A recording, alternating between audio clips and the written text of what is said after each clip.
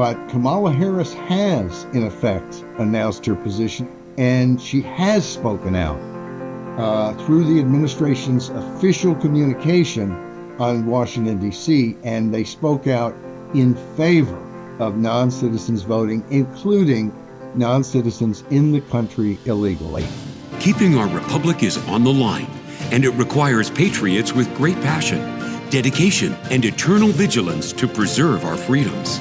Jenny Beth Martin is the co-founder of Tea Party Patriots. She is an author, a filmmaker, and one of Time Magazine's most influential people in the world. But the title she is most proud of is mom to her boy-girl twins. She has been at the forefront, fighting to protect America's core principles for more than a decade. Welcome to the Jenny Beth Show. This week is Only Citizens Voting Week, and to get more information and action items that you can take to engage in this issue, go to OnlyCitizens.Vote In today's episode, we have Paul Jacobs and Becky Arps, who have been engaged in this issue since 2018. You can check out their work at OnlyCitizens.Vote. OnlyCitizens.Vote. They're working to get amendments to state constitutions that say only citizens shall vote in those elections within a state. Let's hear what they have to say and learn how you can get involved with these state initiatives. Paul and Becky, thanks so much for joining me today. I'm really glad to have you. Oh, it's our pleasure. Yes, definitely.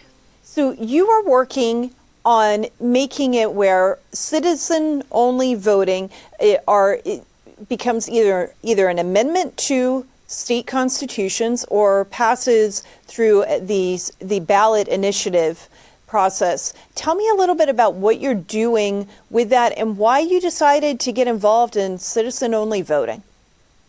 Well, years ago, 2018, we helped put a measure on the ballot in North Dakota. A friend had come to me with this idea. I didn't dream it up. And talked about having a national constitutional amendment that would set it that only citizens are eligible voters.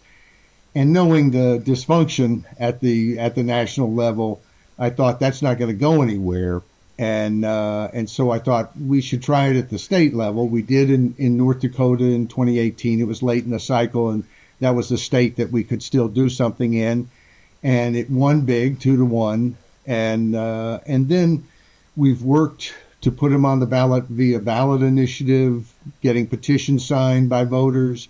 We've worked to put them on the ballot through state legislatures. There were 3 states, Florida, Alabama, and Colorado, that passed them in 2020. 2 more states in 2022, Ohio and Louisiana.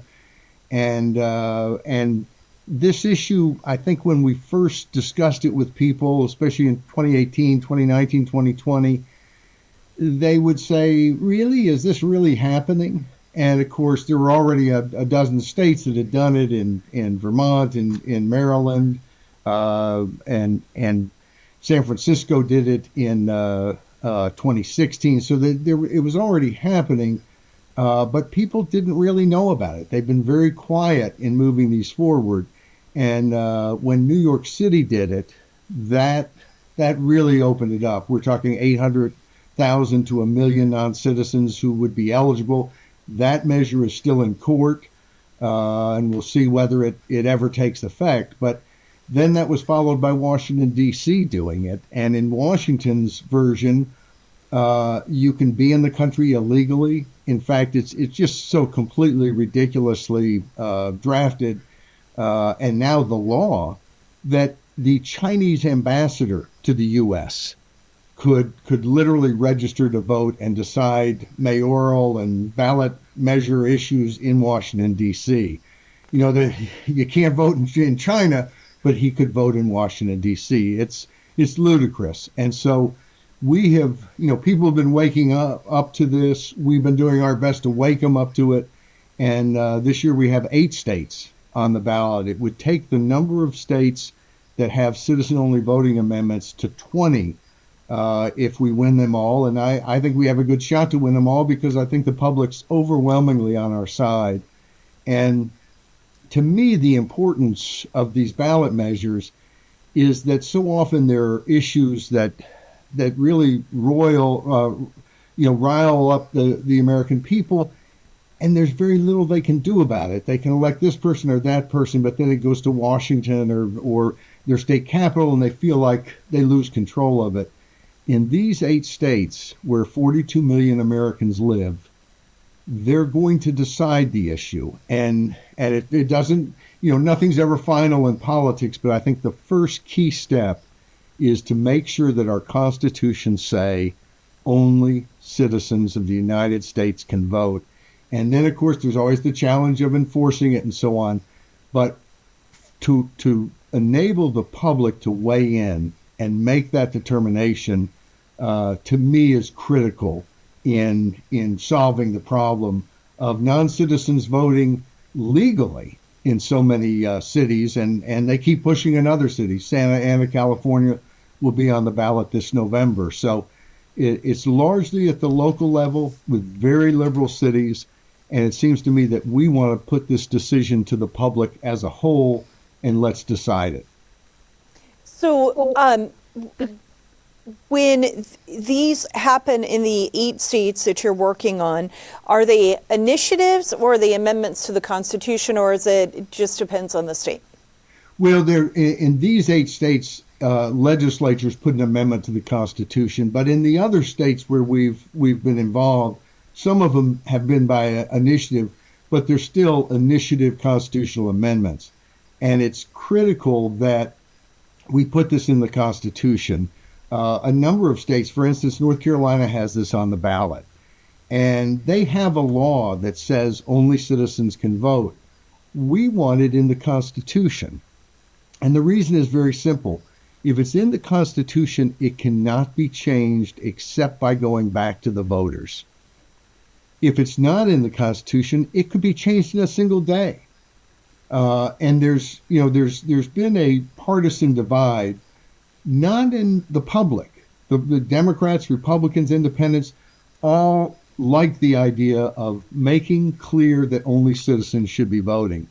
But when it comes to state legislatures, it's been a real stark divide. There have been, some great states like Iowa, where every Democrat, every Republican in the legislature voted for it and put it on the ballot.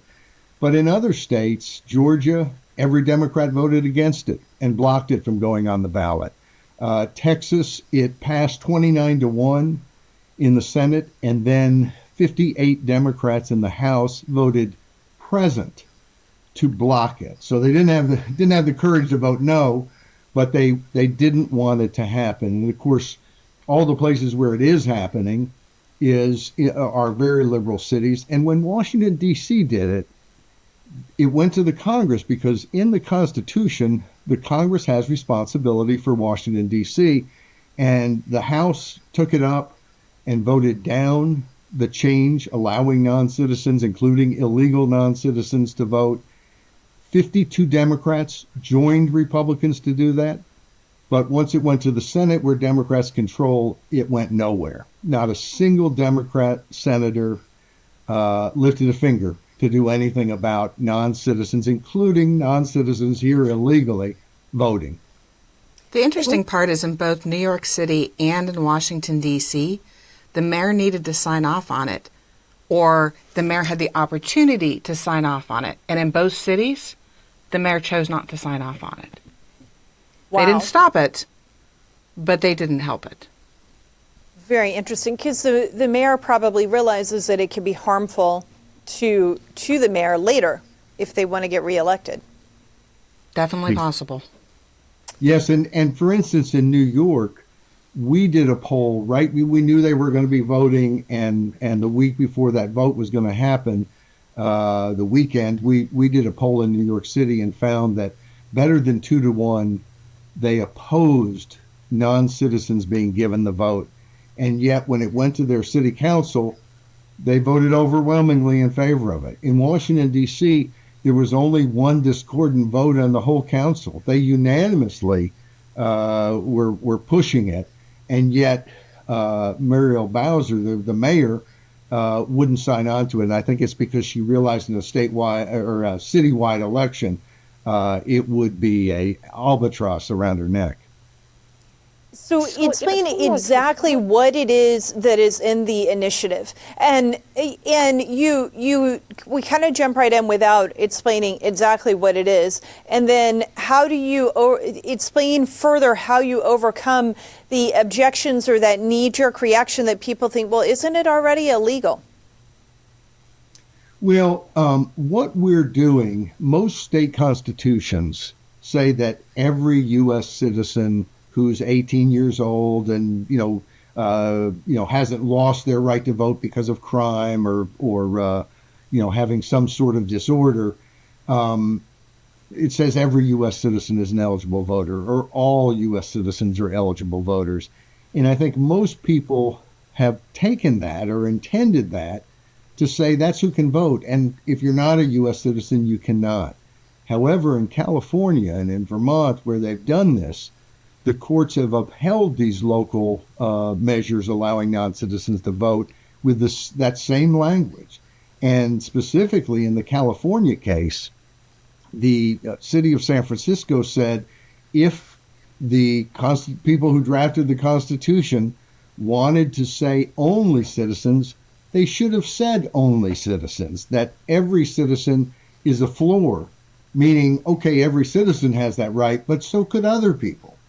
And so by saying only, we make that very clear. And in fact, the California Supreme Court or Court of Appeals, that's where it ended, they agreed with that analysis. And so they said, look, we have to say only to make it clear. And that's exactly what citizens in 8 states have a chance to do. And the reason it's important is because in many states, and states are different and exactly how it works is slightly different, but if you don't have only U.S. citizens voting in your Constitution, cities in the state that have home rule can change and allow non-citizens to vote. That's what's happened in San Francisco and Oakland, California. That's what's happened in Vermont and in Maryland. So you really need to make this change. And in some of these states, obviously, non-citizens are not legally voting yet. But we want to remove the possibility of that happening and basically in the most liberal cities getting their nose under the tent. And the best way to do that is to inform the public, let's put it on the ballot, let's have a debate, and then let's do it. And in that debate, so often, the other side says this is totally unnecessary. And sometimes they'll say that it's already illegal for non-citizens to vote in federal elections. And of course, we're not talking about just federal elections. We're talking about state and local elections. And so, their whole push is we really don't need this. Well, that's not an argument against it. There's nothing wrong with it. Now, sometimes they will try to also make arguments that somehow this is anti-immigrant, that it's really, we're just against foreigners coming to the U.S. Nothing could be further from the truth. Our president, Abby McCullough, happens to be a naturalized citizen. She came over as a kid from Brazil, and she had to work to get her citizenship, and tells a great story about how important it is to have that citizenship process. So this is supported by, people across the spectrum. It's supported by every minority group. Folks who are here from other countries who are immigrants understand that it's, you just don't waltz in and you get the vote, especially if you're here illegally. They believe in the system. They believe in this country. And they believe in the importance of citizenship. And I think at the core of this is I think there are folks around the country who'd like to minimize the importance of American citizenship, to devalue it. And if you talk to immigrants, they don't want to devalue American citizenship, and they believe only citizens should be voting.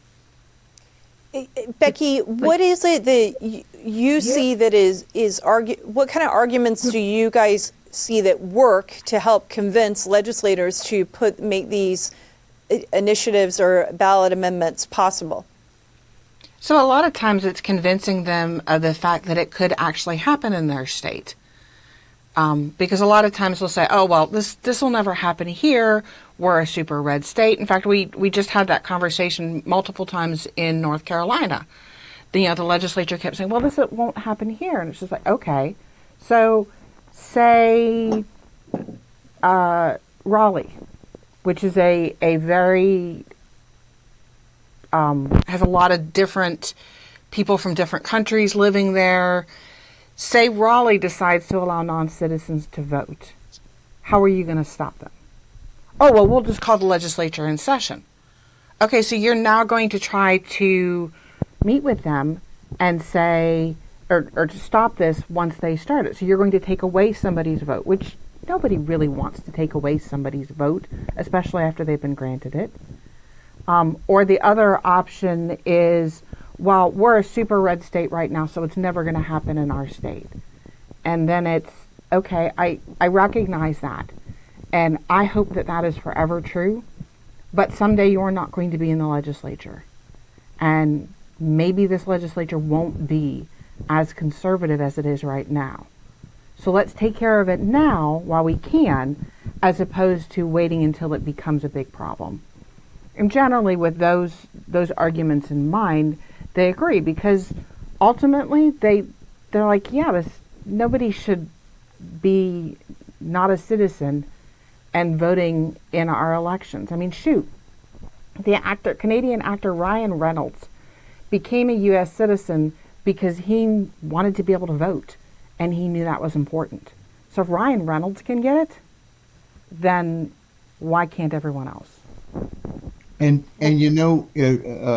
Jenny Beth, the best argument and the thing that I think has moved legislators the most is the massive support among the public. When this has become a public issue and voters find out about it, they contact their legislators. And so this is it's an 80-20 issue. It's one in blue states and in red states. And so part of the reason I think these are on the ballot in 8 states is because legislators in those states knew the voters want a chance to weigh in on this. And the initiatives say only citizens can vote. Does it do anything about requiring proof of citizenship to vote, or would that then become a function of the legislature?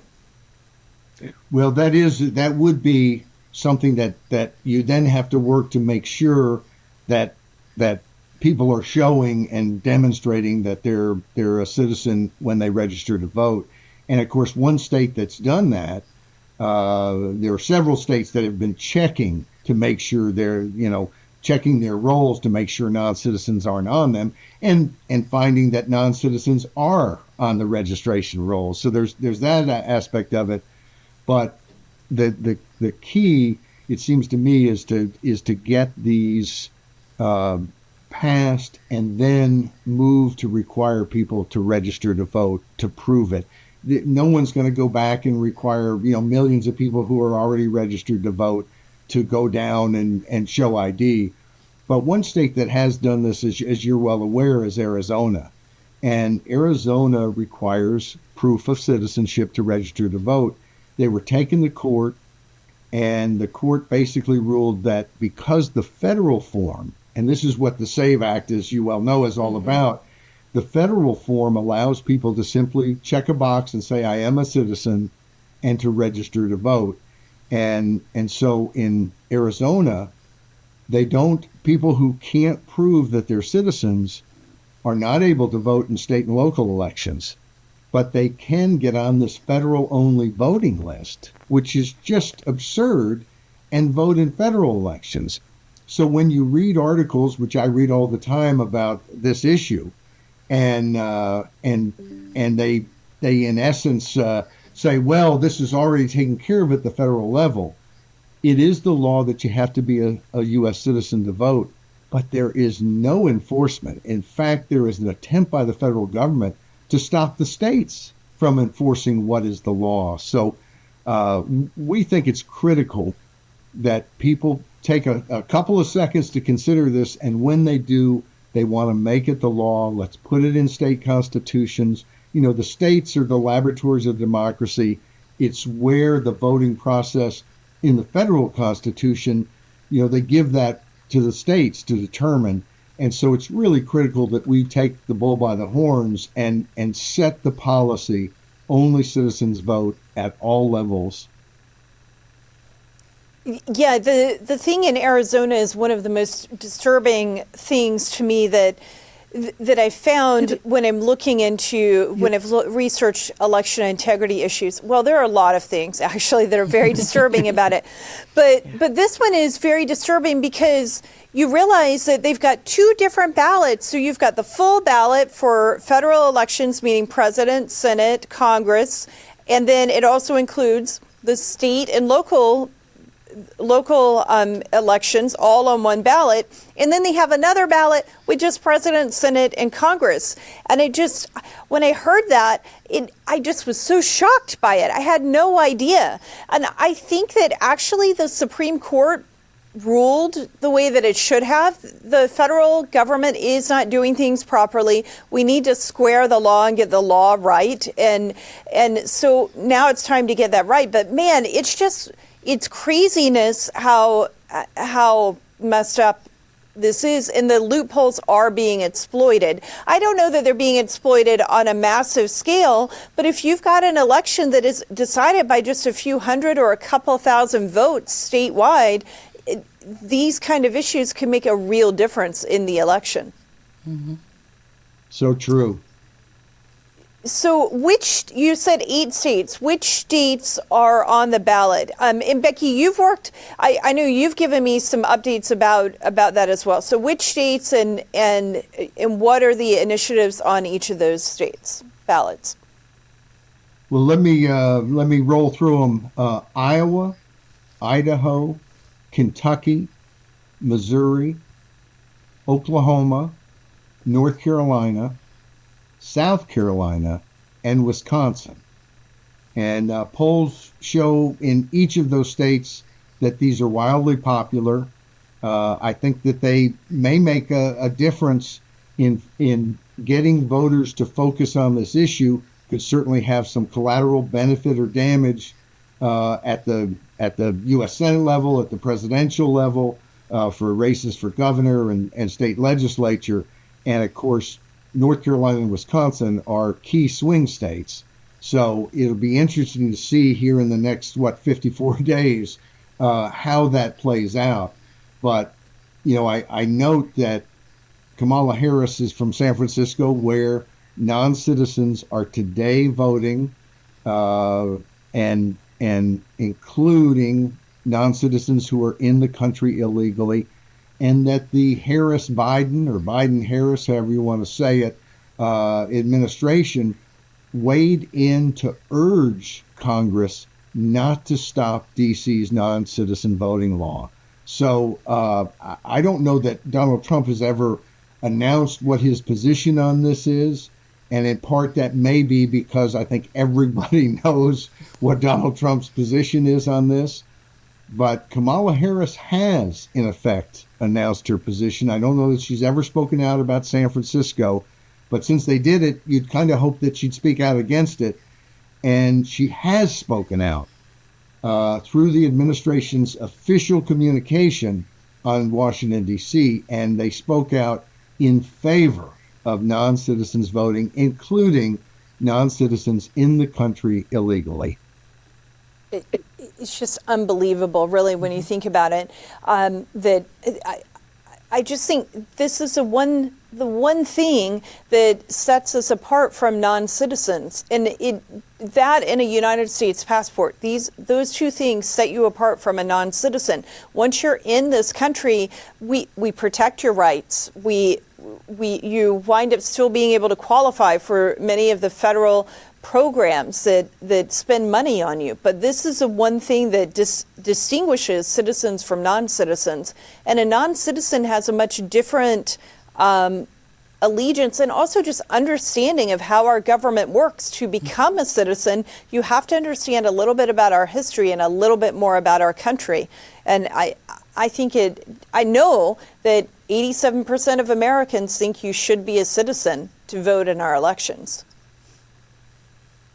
No, that's exactly right. And in essence, this is something that unites the country, because it's a foundational concept that, literally, as you point out, 87% of the people agree.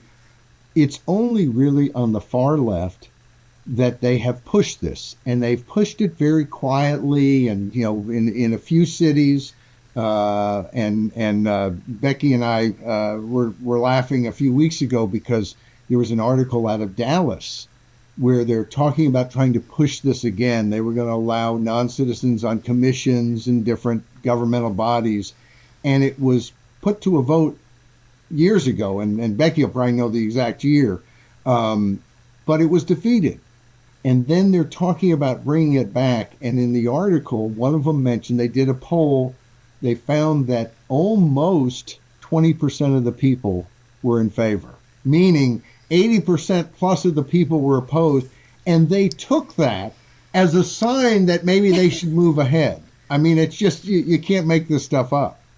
Yeah, when they said more than 1 in 4 people support this, and that means that 3 don't. Wow. That is crazy.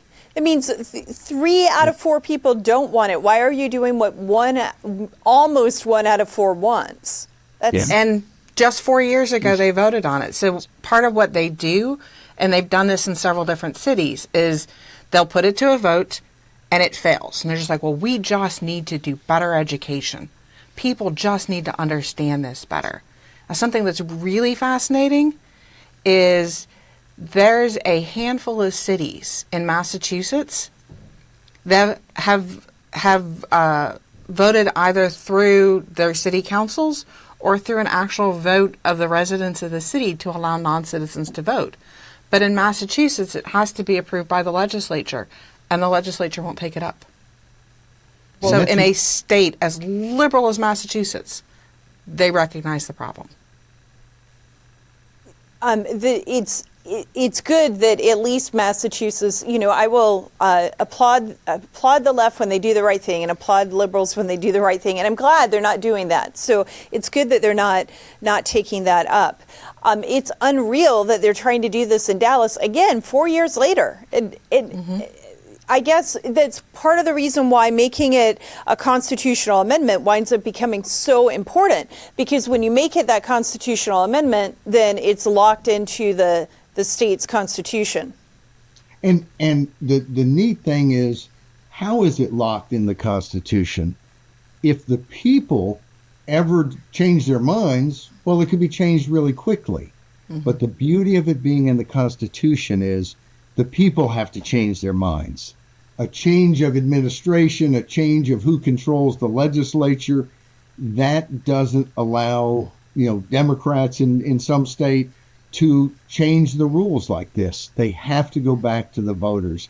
And look, voters aren't always right, but they're sure right a lot more than politicians are. So, these legislatures who've done this, and many of them have made it very clear, we're not setting this policy.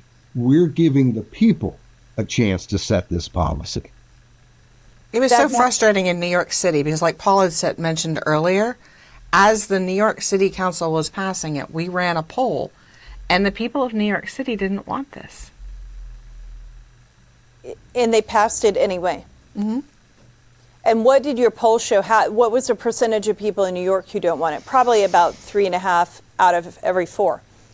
Well, there was a decent undecided, but I believe, and I'm usually good with numbers, but I think it was 62% against and 19% for, and the rest undecided. So from the people who had made up their mind, it was literally 3-1 against what the council then did.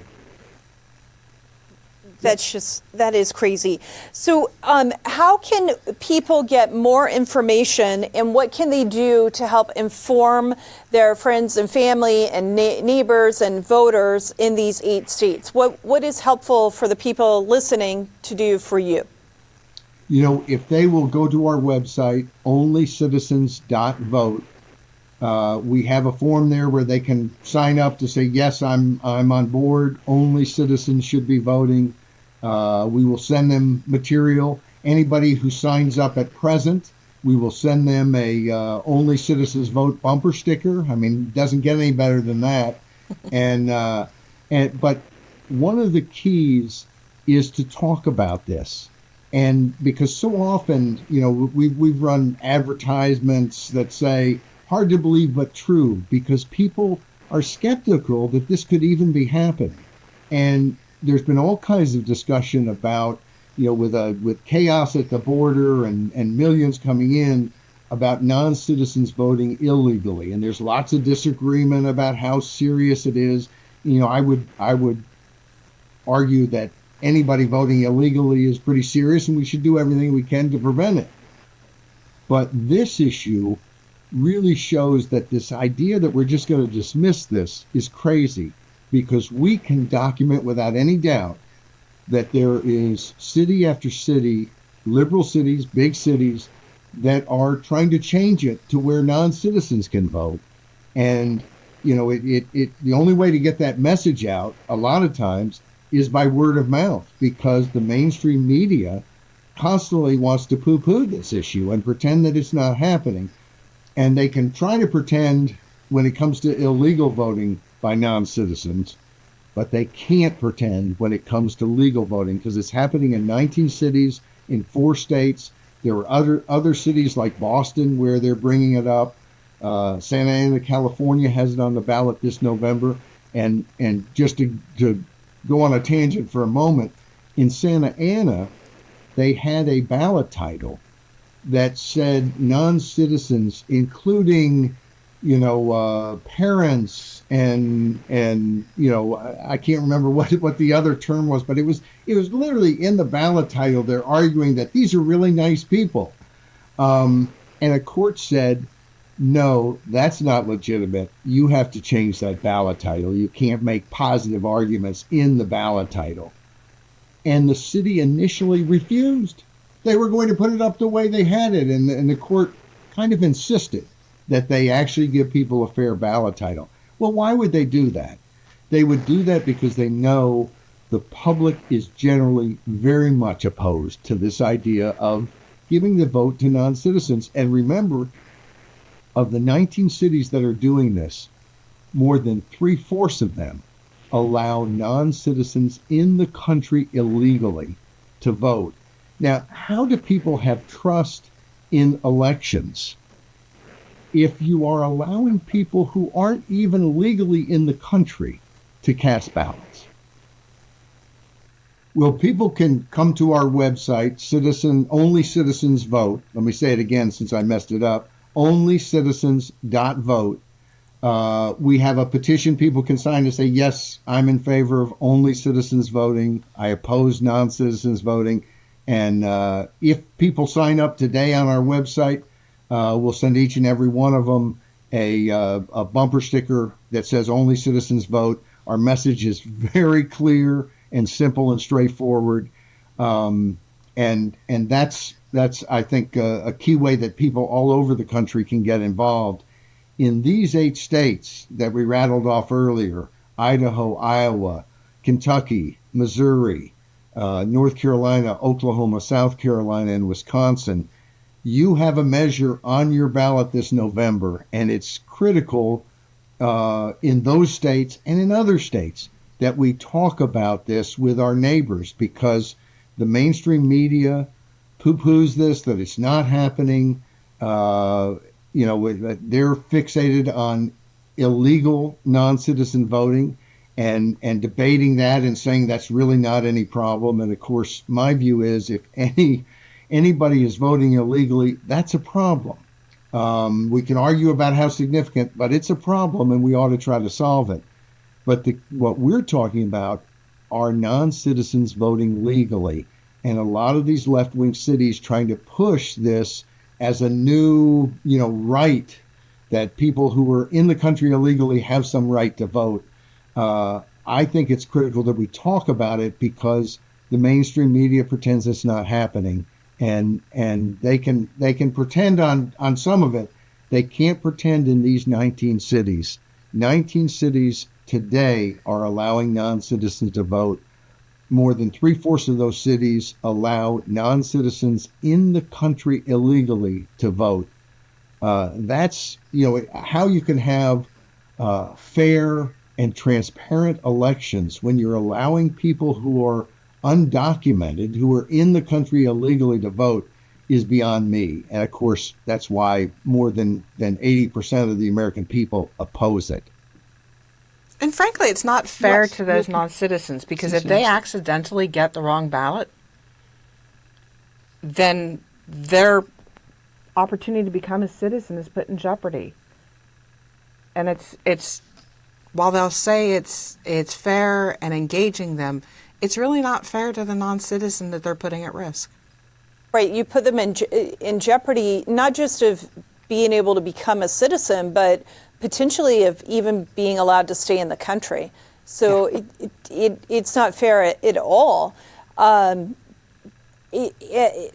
even a little bit. And being able to decipher and make sure that the people who are citizens have the ballot that has the federal elections, and the ones who aren't citizens don't. It becomes very confusing, and it makes the election results take even longer. And it puts the outcome of elections in, it creates a little bit of doubt and a little bit of question. So all the way around, it is not good. It isn't good for the non-citizens. It's not good for citizens. And it's also not good for the integrity of the elections and faith in the outcome of elections.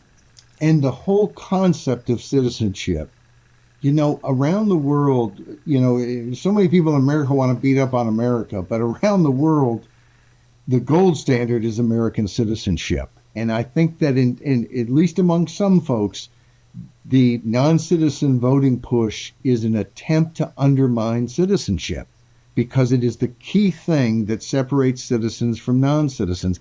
And again, we don't say this because we're somehow don't like non-citizens. I love people all over the world. I like immigration. I think it's great that, we are a country of immigrants, and we will continue to be a country of immigrants. But it's pretty simple. Come, become a citizen, join. If you're going to vote on family matters, you have to join the family. Mm-hmm. And that's just common sense. And that's really what we're talking about. Before I got involved, one of my closest friends is English. She hasn't become a citizen. And I talked to her about, what I was getting involved in, and was she okay with this, and was this going to cause a problem? And she's just like, I would never think of voting here until I become a citizen. Even non-citizens understand. Mm-hmm. So it isn't that difficult. It should not be controversial. And I'm so glad that both of you are working on this issue. And I'm very hopeful that this passes in the 8 states. And then we'll have to have you come back early next year in 2025 and talk about the other states you might be expanding into to continue this effort, working to get it on the ballot in even more states going forward. We'd love to do that. Absolutely. Thanks so much for joining me today, Paul and Becky. Thank you, Jenny Beth. The Jenny Beth Show is hosted by Jenny Beth Martin, produced by Kevin Mooneyhan, and directed by Luke Livingston. The Jenny Beth Show is a production of Tea Party Patriots Action. For more information, visit teapartypatriots.org. If you like this episode, let me know by hitting the like button or leaving a comment or a 5-star review. And if you want to be the first to know every time we drop a new episode, be sure to subscribe and turn on notifications for whichever platform you're listening on. If you do these simple things, it will help the podcast grow, and I'd really appreciate it. Thank you so much.